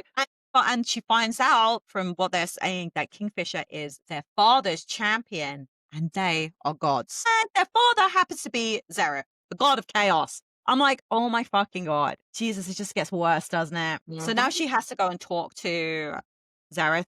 She's in front of him, and he has been waiting for an alchemist like her to be born to reset the balance. But she isn't the only alchemist out there. He tells her that he was intrigued by her and he wanted to break her fate away from Kingfishers because their love was going to destroy the fucking world. So he literally unravels her fate, and that's why she wasn't born Fae, she was born human. And I was just like, the amount of gut crushingness that must have felt to know that you should have been a Fae and you ended up being a human because some god meddled in your affairs. And that really, yeah. And that I you was could like, have wow. avoided this life of tragedy and just constant grinding every single day. Yeah. And what he wants is for her to separate her thread from the universe because he wants her to be hidden. And that is how she can save Kingfisher. It's literally the only way. And he's literally giving her no choice. So by cutting the thread, that's how she saves Kingfisher. She says yes, and he basically launches her back through the Quicksilver pool. Yeah. That's a lot to unpack there. Yeah. So he also tells her that her godbound marks serve as protection from the other gods,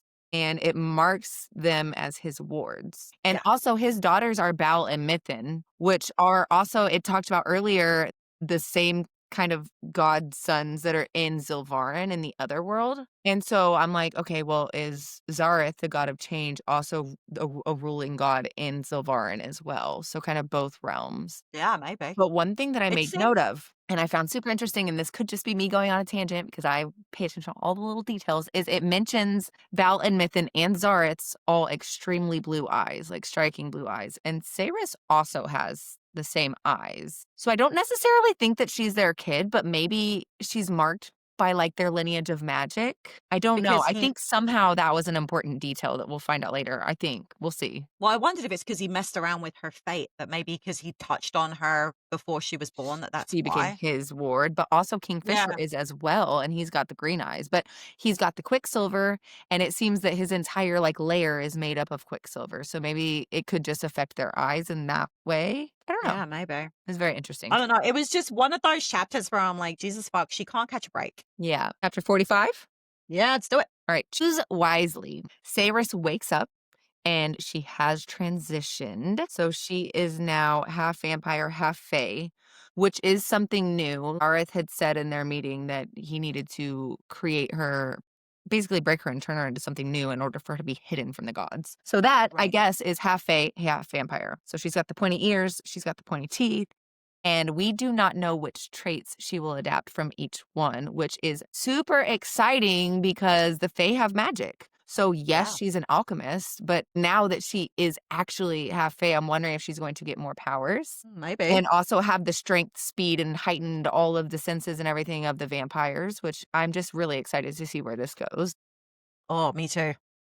She also, it said she got her memory back and that she drank from Taladeus. And because Taladeus is the one that turned her and drank from her, I'm assuming he's her master. Yeah, But I that's how that actually really works. like him.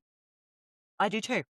I think It's that weird. I think he was turned. He didn't choose to stay on the dark side. So I think that he'll be beneficial to all of this. But Carrion walks in and he's got pointy ears and canines as well. So I'm curious to know who lifted his glamour because we learned Kingfisher's dad was the one who took him to Zilvaran to save him and glamored him. Yeah. So now that's been lifted somehow. He's embracing it.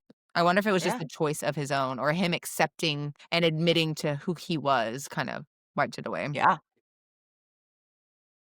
Also, Everlane is alive. Important. So they've succeeded Yeah. there. And we learn that Carrion's bloodline was the one that was used to create the vampire curse in the first place, which is Right. why Malcolm reacted like he chugged battery acid whenever he drank from him. Can't drink from that bloodline. That's a no-no. So Kingfisher arrives and he has less Quicksilver in his eye because Taylena has been working in harmony with the witch to try to draw it out, Yeah.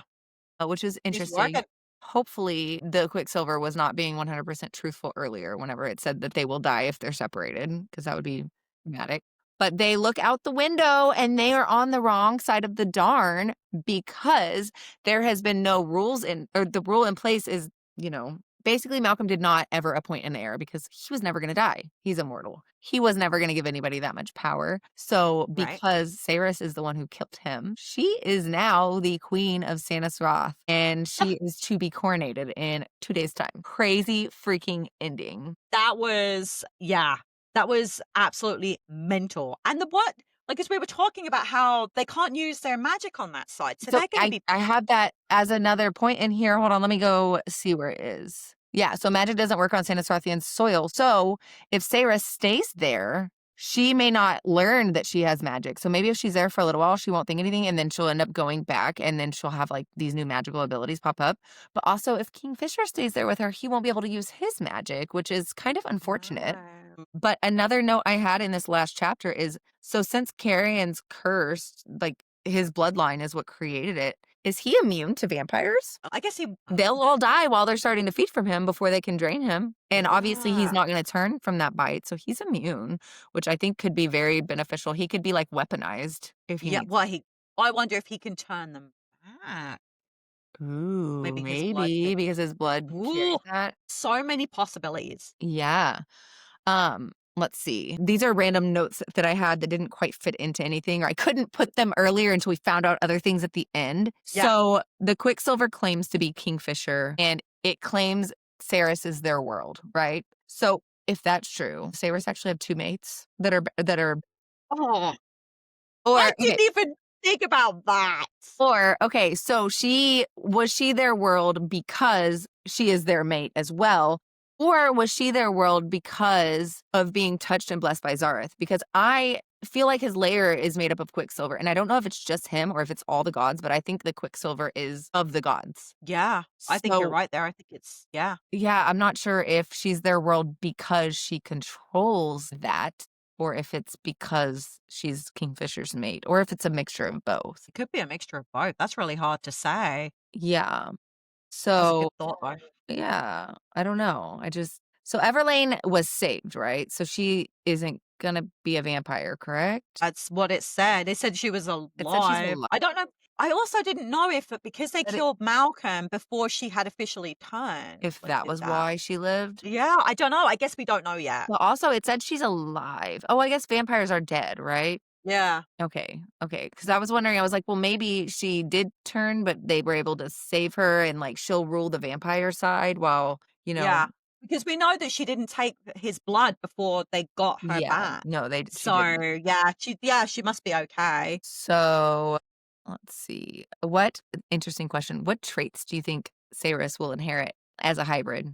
Like, are you Ooh. calling any magical gifts that she'll have? No, she's got all this stuff going on. Obviously, because now we know the next book's called Brimstone. Like, does that mean that she You didn't read the has point of view chapters? No. Oh my gosh, I have so many theories and stuff I wanna talk about that it mentions in there. No, I You need to didn't go read it. listen to it. It's only like 2 hours. Listen to Okay. it and let's come back and film tomorrow. Can you do that? Okay. Yeah, we can do that. My family's on Yeah, let's Thanksgiving do break, so I can do it whatever days this week. Okay. Yeah, There's let's do that. no I mean, I don't know for certainty, but I know what the brimstone is from those chapters, and I have thoughts and ideas, and I am so excited if it is true. Like more excited than her being half fae, like or vampire or whatever. Really? Yes, I'm so God, now I wish I excited. had read them, but you were like, "Hey, we should do another episode on the POV." So I'm like, "Okay, I'll Oh, I wait." meant like a separate episode. Like cut this one off and do it so people could watch it separately. But we'll do it tomorrow if you're free. Yeah, I'm around. Okay, Yeah, cool. let's do it. Because it's exciting and I've got lots of stuff to talk about. Last question I had is what do you think that she will be like as the Queen of Sanisroth? I think she is going to be the anti-Madra. Like, she knows what it's like to be downtrodden because somebody takes things away from you, the basic necessities. I think she's gonna be really good at this. I think Yeah. she's gonna hate it Yeah, 'cause I it's think more she wanted. I'm wondering if because magic doesn't work over there and she's not going to want to be separated from Kingfisher and he's not going to want to go without magic, I'm wondering if they're going to let Teledeus rule, like in her. You know what? I was just thinking that. I'm like, I Yeah. wonder if that's what they're gonna do instead. And I really Yeah. like him. Like I'm glad that he's going to play a bigger part because you can see that he didn't want to be enthralled or trapped, bound by Malcolm and that, I don't know. I don't know. And I mean, I know he was Malcolm's pawn, so he did show up with Everlane and we like were introduced with the idea of not liking him, but by the end of it, I think we're going to like him. I think he's going to be a good ally. Yeah, I think so too. Well, he shortened his name down, Kingfisher did. So clearly they've been on friendly terms at some point. Oh, wait. Never mind. That's from the POV chapters. I was about to say something else. Never mind. Don't do it, don't do it. I'm I haven't not. done it I'm yet. not. I was like, did I miss this point? How did I do it? Okay, it's because it's on the other one. But No, yeah, I'm excited. I'm me really too. excited to do the point of view chapters in Brimstone. It was hardwired, like not going and Okay. peeking. Well, go do the POV chapters because I'm starting Brimstone today. But they Okay, literally, I'll do it's the only POV. 2 hours on Audible. Okay, I'll do that. I'll do That'll that save time now. too. I'm Absolutely. excited. I'm so excited. Look at my Are you beautiful. done? Look at it. I know. I love it. I love it. You need this copy now to go with it. I know. I'll get it eventually. Match. I love it. Is she trilogying this or is she series? Do we know? Because I already I pre-ordered want the to next say one it was supposed to be a trilogy. Hold on. Let me look it up. because I already ordered the next book. It's got no cover or title. It doesn't have a title. No. Day and Alchemy. Let's see if I can find it. All right. It says there will be 3. It'll be a trilogy. Yeah. Okay. Good. I That's kind of so figured that crazy. because I think that she's already planning on releasing it. I think in the middle of next year, so it's not even that long a wait. Well, at the pace that she's writing these books out, it's good. Honestly, I feel like trilogy is the perfect length for a fantasy series. I agree. She can always do spin-offs. She can always like Yeah, do spin off from novellas there, and right? stuff. Yeah. So, all right. Well, I had a lot of fun doing this book.